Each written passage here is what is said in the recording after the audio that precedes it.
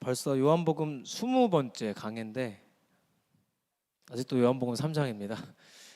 니고데모를 오늘 보고 다음 주까지 봐야 이제 딴 사람이 또 나오는데 오늘까지는 니고데모 우리 아저씨와 함께 예수님 말씀을 한번 나눠보면 좋겠습니다. 설교 제목을 한번 읽어볼까요? 시작.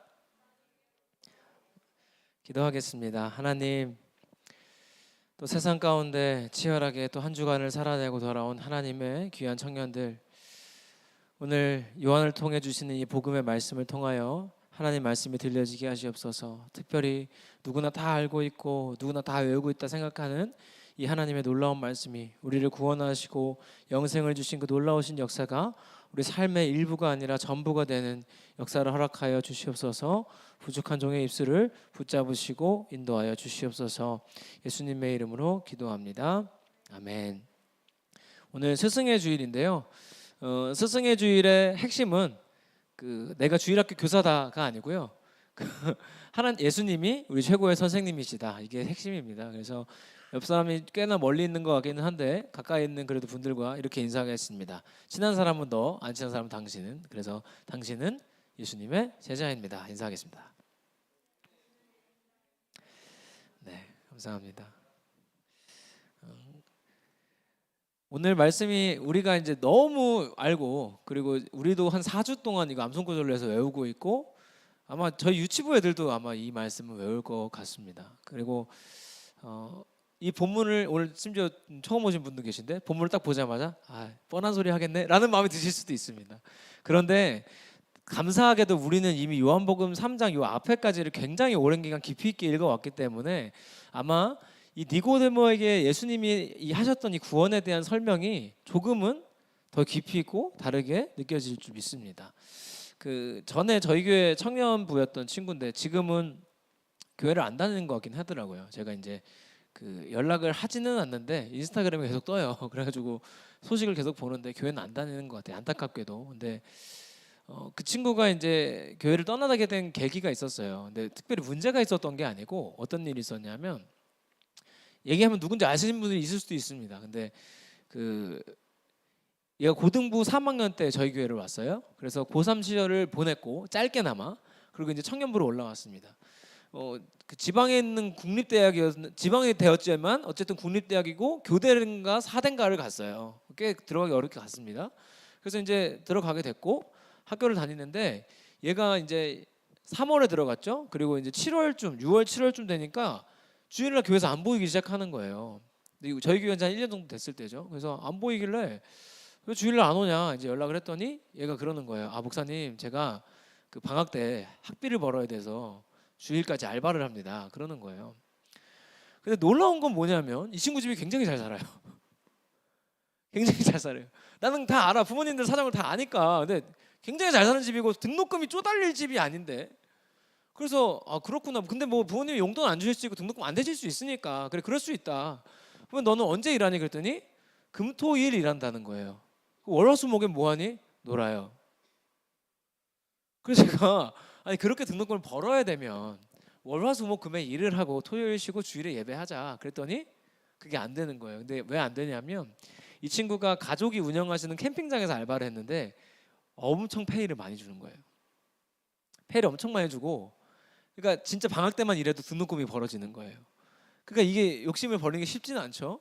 그러니까 결국에는 금토일에 이제 일하기를 선택을 했고, 그다음에 계속 이제 교회는 못 나오는 거예요. 그래서 제가 이제 계속 설득을 했어요. 몇 주 동안 설득을 했는데 결국은 끝에 그 친구가 저한테 그랬어요. 뭐라 그랬냐면, 지금도 잊혀지지가 않는데 뭐라 그랬냐면, 목사님, 저 그래도 열심히 살아요. 여러분, 이게 우리가 성경에 대해서 굉장히 오해하고 있는 분 중에 하나인데, 하나님은 우리 보고 열심히 살라고 하신 적이 없습니다. 성경에 단 한 번도 열심히 살면 복 주겠다 하신 적이 없습니다. 그런데 우리는 사회적으로 열심히 사는 걸 박수 쳐주니까 사회적으로 옳은 것을 하나님도 옳다고 생각하실 거라고 생각하는 편견이 아주 마음 깊숙이 있어요. 예를 들어 볼까요? 예를 들면 여러분이 고등학교로 돌아가 보세요. 고등학교로 돌아가서 엄마, 나 오늘은 게임 해야 되니까 교회 못 갑니다. 그럼 엄마가 그래라, 기특하구나. 아무도 없습니다. 등짝 때리죠. 등짝 스매싱 날라오죠. 근데 엄마, 제가 오늘은 공부를 해야 돼서 교회를 못 가겠습니다. 그러면 엄마가 갈등합니다. 이게 우리 안에 있는 편견이에요. 세상에서 옳다고 박수 쳐주고 좋다고 하는 것들을 할 때는 하나님도 그걸 좋아할 거라고 생각하는 우리 편견이 있어요. 사실 하나님한테는 예배 빠진 게 팩트고 그 나머지는 그냥 원인과 이유에 불과해 아무것도 아닌 거죠. 그러니까 게임을 한 거든 공부를 한 거든 하나님한테는 큰 중요한 이슈가 아닙니다. 중요한 이슈는 뭐예요? 얘가 나랑 멀어졌구나가 이슈죠. 단 한 명의 그 남성도요, 그 음란물을 볼 때 문을 다 열어놓고 당당하게 보는 사람은 아무도 없습니다. 다 문 잠그고 불 끄고 봅니다. 그죠? 현이가 굉장히 지금 팔짱을 갑자기 끼기 시작했는데 미안합니다. 네. 어찌할 바를 모르겠는데 어쨌든 왜 그래요? 그거는 세상에서도 나쁘다고 하니까 그거를 난 당당해라고 말하는 사람들이 잘 없죠. 특히 우리나라에서는 더더욱 하나님 앞에서도 똑같이 받아들여요. 그런데 유독 돈이나 일이나 세상적으로 박수받는 일들에 대해서는 우리가 갈등이 되는 거예요. 우리 마음 깊숙이 있는 편견이죠. 그런데 오늘 이 우리가 뻔하게 알고 있는 이 요한복음 3장 16절과 17절을 바르게 이해하고 나면 아, 이것에서 이렇게 벗어나야겠구나 하는 결론이 나오실 줄 믿습니다. 우리가 16절 한번 읽어보겠습니다. 시작. 세상을 이처럼 사랑하사 독생자를 주셨으니 이는 그를 믿는 자마다 멸망하지 않고 영생을 얻게 하려 하심이라. 아멘. 잠깐만 띄워주세요. 띄워놔 주시고 화면만 조금 뒤로 빼주시면 우리가 놓치면 안 되는 게 있는데요. 맨 앞에부터 보면 하나님이 사랑했는데요. 뭘 사랑했냐면 세상을 사랑했습니다.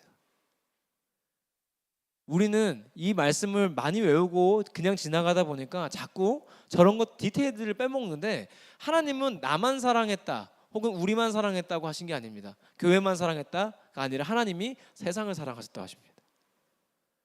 결국은 이 온 우주의 창조주인 하나님께서는요, 온 지구에 있는 모든 영혼이 구원받기 원하십니다. 그러니까 교회 안에 이 복음이 갇혀있길 원하시는 것도 아니고 우리끼리 소비하길 원하시는 것도 아니고 나한테만 국한되게 하시는 것도 아닙니다. 그러니까 내가 신앙생활을 잘하고 있는 건지 아닌지를 판단하는 좋은 기준 중에 하나가 뭐냐면 내가 예수를 믿으면 믿을수록 이기적으로 변하는가 혹은 내가 예수를 믿으면 믿을수록 남들한테 마음이 가는가에 대해서 생각하셔야 돼요. 제가 이제 요즘 최근 좀 신경 쓰는 부분 중에 하나가 뭐냐면 가족의 마음을 알아주는 방법에 대해서 많이 생각하고 고민하고 있어요. 왜냐하면 저도 이 사역이라는 걸 벌써 10몇 년을 하다 보니까 그 남의 마음을 생각하고 배려하는 거에 대해서는 굉장히 연습을 많이 하고 신경을 많이 써요. 근데 이게 집에선 참 어렵습니다. 여러분도 그렇지 않습니까? 제일 알기 어려운 게 부모님 마음이고 형제의 마음이고 그렇지 않습니까? 근데 목사도 똑같아요. 그래서 집에 있는 아이들과 와이프 마음을 모르는 건 아니지만 이게 참 어려워요. 근데 제가 여러분들 마음을 알고자 하는 것은 꽤나 여러분이 어떻게 느끼는지 몰라요. 전 되게 노력하는 거예요. 되게 노력해서 제가 공감력이 제로인 사람이었어요. 원래 지금 한 30점 정도 올라온 것 같은데 제로였던 사람이 굉장히 노력해서 하다 보니까 나중에는 아, 이런 거는 내가 조금 마음 상하고 손해 보더라도 요거는 가만히 있어야겠다 막 이런 것도 생기고요 하더라고요. 그러니까 결국은 우리가 하나님을 잘 믿으면 나만 사랑하시는 하나님을 넘어서 이 세상을 사랑하시는 하나님이 보이실 줄 믿습니다. 그래서 내가 가진 복음이 이 세상을 바꿀 수 있는 능력이 있구나를 깨닫고 전하지 않을 수 없는 삶까지 나아가는 게 정상적인 거예요.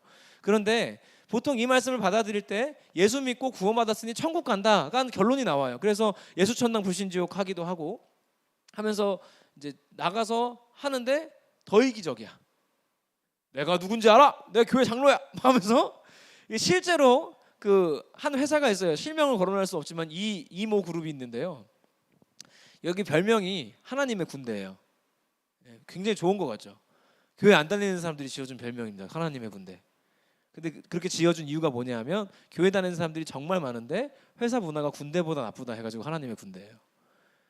그 회사 문화에서 제가 이제 들은 것이 뭐였냐면 이제 윗사람이 예를 들어서 과장님이라고 볼까요? 과장님이 김대리 잠깐 와보게 해가지고 예 그러면은 내가 오늘 저녁에는 수요일이라 수요 예배를 가야 되거든. 근데 내가 내일 아침에 회의를 들어가야 돼. 그럼 내일 아침까지 자료가 돼야 되는데 나는 지금 안 되잖아. 그러니까 이거 좀 네가 해주고 야근해서 해놓고 내일 아침에 내가 볼 수 있게 준비해놓을게 하고 본인은 교회 가는 거예요. 여러분 그 김대리는 앞으로 예수를 믿을까요? 안 믿을까요? 절대 안 믿죠. 이게 뭐냐면 하나님이 나를 사랑하셔서 나를 구원하셨고 나는 천국 가게 하셨다라고 이 말씀을 받아들이면 점점 하나님이 원하시지 않는 방향으로 가는 거예요. 하나님은 무엇을 하든 복음이 전해지길 원하시는 분이기 때문에 결코 아닐 거라는 걸 상식적으로 알죠. 그죠? 그러나 우리가 자칫하면 누구든 그렇게 갈 수 있습니다. 그래서 교회 안에서도 마찬가지예요. 하나님이 세상을 사랑하셨고 우리 모두를 사랑하신다는 것을 인정하면 교회 안에 이런 게 없어져야 돼요. 오늘 처음 오신 분도 계시지만 나는 교회 몇 년 다녔어. 새벽성교회 몇 년짜리지. 아, 네가 온 지 얼마 됐다고 그런 얘기를 해? 성경은 분명히 말해요. 나중된 자가 먼저 된다고. 그 나중된 자가 오늘 오신 우리 그 현준 형제 맞죠? 현준 형제라는 분이 오늘 처음 오셨는데 의견을 낼 수 있어야 됩니다. 그게 교회인 거예요. 충분히 의견 낼 수 있고 들어줄 수 있는 거죠. 근데 거기서 내 기득권이 생기고 하면 그 반대로 가는 거예요. 원인은 저는 이거라고 생각해요. 하나님이 세상을 사랑한 게 아니라 나를 사랑했다라고 굉장히 이기적으로 하나님을 받아들였기 때문에. 하지만 온 우주의 창조주인 하나님은 세상을 사랑하셨습니다. 할렐루야. 그래서 하나님이 그 사랑하신 세상을요, 우리는 변화시킬 의무가 우리에게 있습니다. 그러기 위해서는 이 교회 안에서부터 실천이 돼야겠죠. 누구든 와서 무슨 말이든 할 수 있고 누구든 용납받아야 되고 누구든 수용받을 수 있어야 됩니다. 여러분, 용납한다는 게 뭡니까? 여러분도 용납받고 싶은 마음이 있지 않아요? 예를 들어서 뭐 오늘 은별이도 못 와가지고 오늘 한올이가 혼자 특송했지만 한올이가 혼자 특송할 때 용납받고 싶은 마음이 당연히 있잖아요. 내가 혼자지만 그래도 하나님 찬양하는 마음이 있습니다. 여러분도 다 용납하신 거잖아요. 그죠? 그런 게 용납이거든요. 예를 들면 찬양팀 하는데 내가 틀렸어, 실수했어, 용납받고 싶잖아요. 이거예요. 교회 안에서 하나님이 세상을 사랑하신 것처럼 우리가 서로 사랑한다는 게 그거예요. 용납해주고 받아주는 거예요. 누가 실수할 수도 있고 잘못할 수도 있고요. 뭐 인격적이나 성격적으로는 아니면 뭐 문제가 있고 결함 있는 사람들이 있을 수 있죠. 그런데 그거를 기다려주고 받아줄 수 있는 것도 교회의 기능이고 역할입니다. 그래서 우리가 거기까지 함께 나아갈 수 있도록 이 말씀이 힘이 되시기를 소망합니다. 그 다음에 보면 사랑하사 독생자를 주신, 독생자가 누구신지는 아시겠죠? 예수님이고요. 이는 그 예수님을 믿는 자마다. 여기서 믿는다는 게 중요한데 설교 시간 길어지면 안 돼. 짧게 하면 믿음은 아까 우리 처음에 얘기했던 것처럼 내가 예수 믿었으니 구원받았고 죽으면 천국 가. 그래서 여러분 중고등부 수련 다닐 때 뭐 물어봤어요 맨날?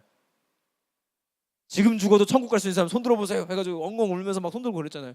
중요하죠. 중요한데 지금 죽어도 천국 가는 게 중요하면 죽는 게 낫죠. 그럼 이 땅에서 살면 어떻게 하라는 거야? 그죠? 살 이유가 없잖아요. 죽음의 이유는 되었지만 삶의 이유가 되지 않았죠.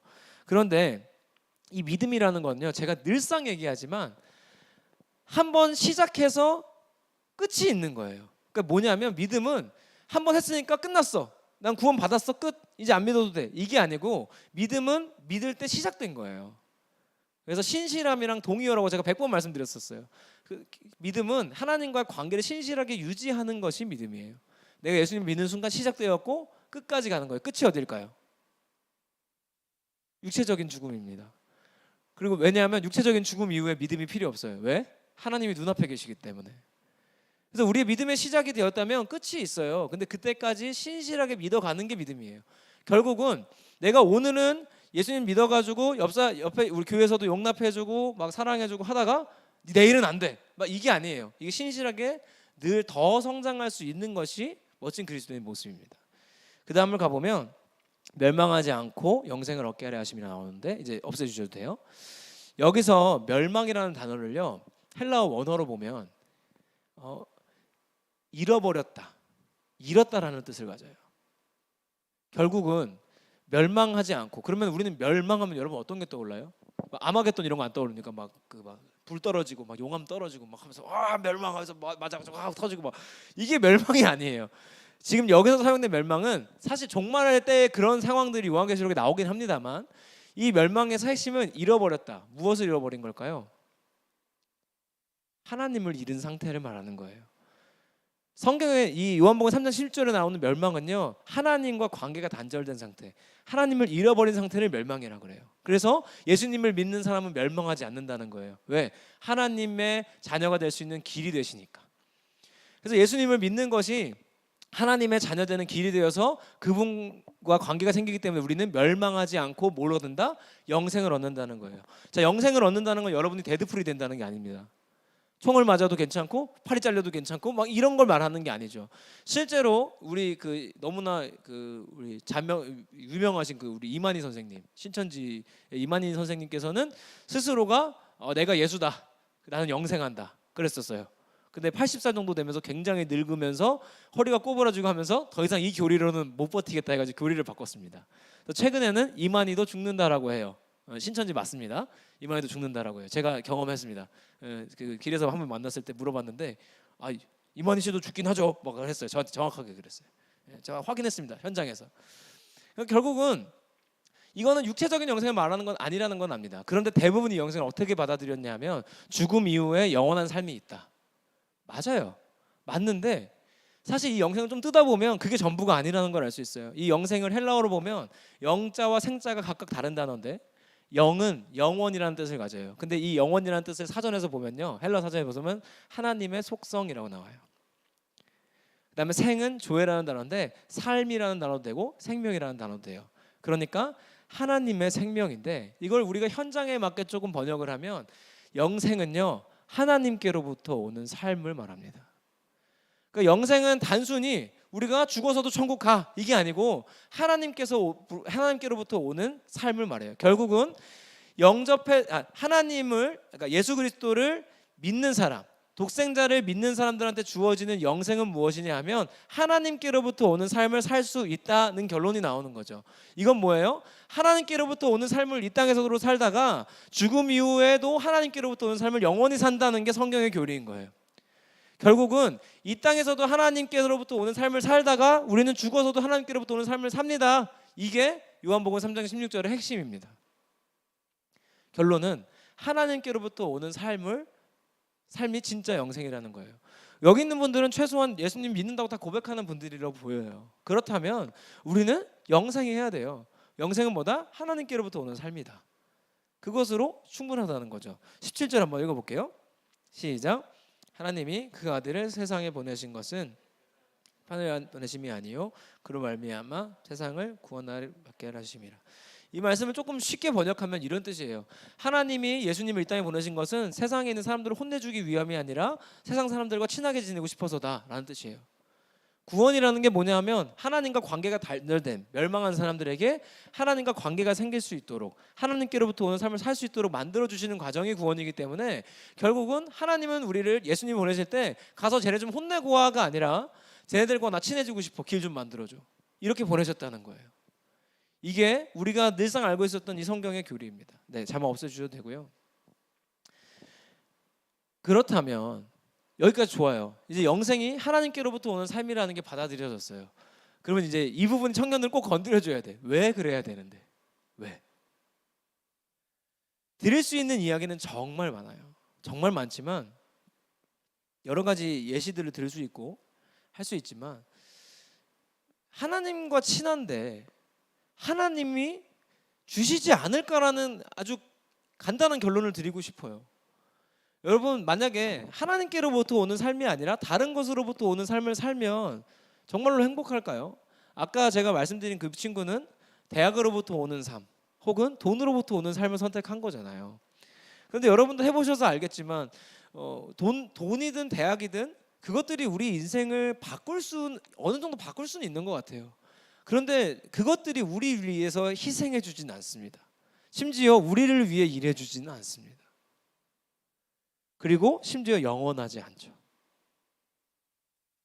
근데 우리는 그런 부분에서 너무 헷갈려요. 특히 아까 말씀드린 우리가 좋다고 생각하는 것들, 착한 일, 돈, 대학, 공부, 스펙 이런 것들은 세상에서 좋다고 하는 것들은 하나님께로부터 오는 삶이란 자리에서 그 하나님 자리에 그 단어가 들어갔을 때 별로 나빠 보이지 않는 거예요. 내가 성장하는 것을 하나님도 기뻐하시지 않아? 내가 돈 많이 버는 것을 하나님도 기뻐하시지 않아?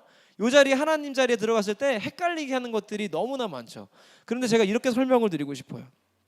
여러분 만약에 여러분 어머니께서 이렇게 어렸을 때부터 말씀하신 거예요. 엄마는 네가 착한 일 하고 살았으면 좋겠어. 네가 착하게 살았으면 좋겠어. 어릴 때부터 계속 말씀하셨어요. 그리고 본인이 착하게 살기로 결심했고 착하게 살았어요. 그래서 성인이 돼서 착하게 살면서 이렇게 하는 거예요.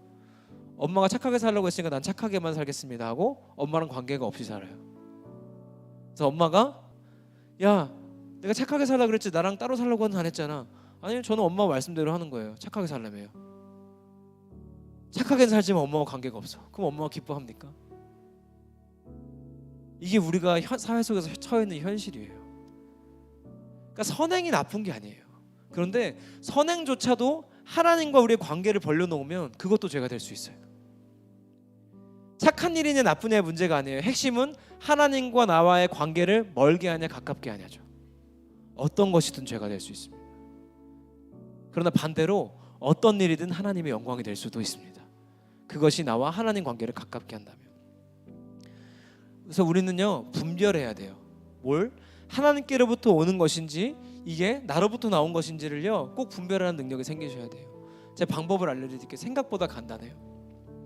내가 이것을 선택함으로 하나님께 감사하고 경배하고 하나님과 가까워지는 곳으로 나아간다면 그것은 하나님께로부터 오는 삶이 많습니다. 그런데 내가 이것을 선택함으로 하나님과 점점 멀어지는 선택이라면 그것은 하나님께로부터 온 것이 아닐 가능성이 아주 높습니다. 무엇을 선택하시든 이런 기준이 있다면요 세상 안에서 굉장히 유리하신 겁니다. 왜요? 사람들은 기준이 없이 선택해요. 지금 비트코인 때문에 힘들어하는 사람들이 얼마나 많아요. 99%가 떨어졌습니다. 99%. 그러니까 1억에 100만 원이 됐어요. 지금 죽는 사람들 엄청 많습니다. 그런데 뭘 따라간 거예요? 돈이면 될 거야. 돈이 나를 행복하게 해줄 거야. 돈으로부터 오는 삶을 선택하고 사람들이 그거 좋다니까 그거 따라간 거예요. 결국은 그것 때문에 망하잖아요. 그것 때문에 돈 버는 사람들도 있겠죠. 그런데 그것 때문에 결국은 망합니다. 이것이 하나님께로부터 오는 삶이 아니라 다른 것을 선택했을 때 주어지는 우리의 위험과 리스크예요. 그런데 하나님께로부터 오는 삶을 선택했을 때 어떨까요? 점점 하나님과 가까워지기 때문에 우리 삶 가운데 불안이라는 게 줄어요. 삶이 점점 진짜 하나님이 원하시는 기쁨과 평안으로 도배가 되기 시작합니다. 여러분 그런 변화를 경험하시길 소망합니다. 오늘 낮 예배 때 2부 3부 예배 때 그 하샤크 중창단이라는 팀이 이제 특송을 했습니다. 보신 분들이 있을지 모르겠는데 그 인원이 오늘 한 10명 정도 섰는데 그 중에 6명은 청년이에요. 그리고 2명은 신혼부부고 그리고 2분은 이제 우리 교회 집사님들이시죠. 근데 사실 이제 제가 그 친구들 담당하게 되면서 지금 솔직한 마음이죠. 굉장히 벅차요. 그러니까 좋아서 벅찬 게 아니라 힘들어서 벅차요. 청년부 2개 하는 기분이에요. 부서가 하나 더 늘어난 느낌이에요. 근데 그 친구들을 요 예배까지 끌고 오기는 좀 저는 앞으로도 굉장히 어려울 거라고 생각은 합니다. 그런데 놀라운 거는 저는 사실 그 친구들 교회 처음 왔을 때 안 나올 줄 알았어요. 나오다 말 줄 알았어요. 그런 거 많이 봤으니까. 근데 어떻게 오게 된 친구들이냐면 장인환 집사님이랑 전재환 집사님이 지금 같은 직장을 다니세요. 근데 그 직장에서 무슨 일을 구체적으로 어떻게 했는지는 제가 듣지는 못했습니다만 이 전도된 청년들의 증언을 따르면 어떤 한 청년이 오늘 그렇게 간증하더라고요. 되게 바른 청년이에요. 공부 열심히 하고 그냥 열심히 살면 그걸로 충분한 줄 알고 살았대요. 그런데 회사에서 장인환 지사님이랑 전재환 지사님 얘기 듣다 보니까 그게 아니라 저거가 맞는 것 같은데 라는 생각이 들더래요. 그래서 교회 한번 가보면 안 될까요? 교회로 온 거예요. 예수 믿은 지 3개월 됐다고 하더라고요. 그러면서 그러는 거예요. 제가 그렇게 열심히 살았던 것조차도 죄라는 걸 깨닫고 용서받고 삶이 바뀌었다고 오늘 간증했어요. 오늘 궁금하시면 3부 예배 영상 한번 보세요. 그런 친구들이 한 10몇 명 왔었는데 지금 조금 줄어들긴 했지만 세례도 받았고 3부 예배 2, 3부 예배 특송 서면서 간증하고 하는 현장의 변화들을 보고 있어요. 근데 저는 그 친구들이 온 것도 감사하지만 더 놀라운 건 그 2 집사님이에요. 그러니까 직장에서 하나님 이야기를 아무렇지도 않게 하고 하면서 실제로 전도의 역사가 일어난다는 걸 어떻게 보면 저도 믿지 않았던 것 같아요. 저 그러다 말 줄 알았다니까요. 근데 한 명이 전도되니까 한 명 보고 딴 친구가 따라오고 딴 친구가 따라오고 통으로 밀려와서 심지어 이 친구들이 금요철에도 나와요. 금요철에서 특송을 하고요. 더 웃긴 거 얘기해 드릴까요? 이 친구들 다 11조예요. 11조가 얘네가 직장이 좀 특이해서 수입이 엄청 많을 때도 있고 적을 때도 있고 막 이런 애들이거든요. 11조는 막 100만 원, 200만 원도 해요. 교회 나온 지 7, 8개월 된 애들이 그게 여러분 쉽다 생각하십니까? 저는 그 친구들이랑 교제하고 지금 막 이게 찬양 준비시키고 하면서 놀래는 게 있어요. 아, 이 복음이라는 게 진짜 능력이 어마어마하구나. 하나님께로부터 오는 삶을 선택한다는 게 그렇게 정말 오래 걸려야만 되는 일은 아니구나 라는 걸 깨닫고 있어요. 저는 여러분 후회하시지 말고 선택하시기를 바라요. 저는 그 주 집사님이 저는 좋아하진 않아요. 하나님 믿으면 돈 잘 벌더라 막 이런 말 좋아하진 않는데요. 두 분 보면은 또 잘 돼요. 이게 참 쉬운 거예요. 내가 돈 벌려고 열심히 살면 돈 벌기 어려운데 하나님께로부터 오는 것, 하나님이 공급해 주시는 걸로 살아보겠습니다 결심하면 나머지는 하나님이 책임져 주시더라. 이게 너무 당연하고 쉬운 원리인데 우리는 너무 항상 어렵게 접근하고 계산적으로 접근해요. 그래서 하나님 자리에 뭘 앉혀놓으면 티가 안 날까를 고민하는 것 같기도 해요. 분별하셔야 됩니다. 내가 이걸 선택함으로 하나님과 멀어진다면 과감하게 배제할 줄도 알아야 돼요. 반대로 내가 조금 사회적으로 소외될 수도 있고 어려움을 겪을 수도 있지만 이거람으로 하나님께 경배가 넘치고 감사가 되어지고 가까이 가는 일이라면 과감하게 할 수도 있어야 돼요. 그게 우리에게 주신 구원이요 영생의 기쁨입니다. 제 솔직한 고백인데 어제 이제 제가 목사 되고 처음으로 주례를 했어요. 결혼식 주례를. 한올이도 거기서 저기 축가 불렀어요 어제. 근데 제가 보니까 한올이가 제일 잘하더라고요.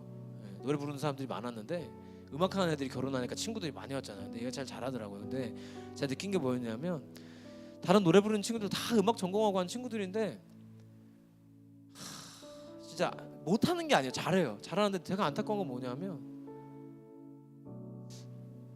뭔가 내가 노래를 해도 되나? 약간 이런 느낌을 받았어요. 저는. 그러니까 제가 그런 느낌 받은 게 아니라 부르는 사람들이 스스로 나는 아직도 노래 잘 못하는데 라는 마음이 너무 느껴져서 안타까웠어요.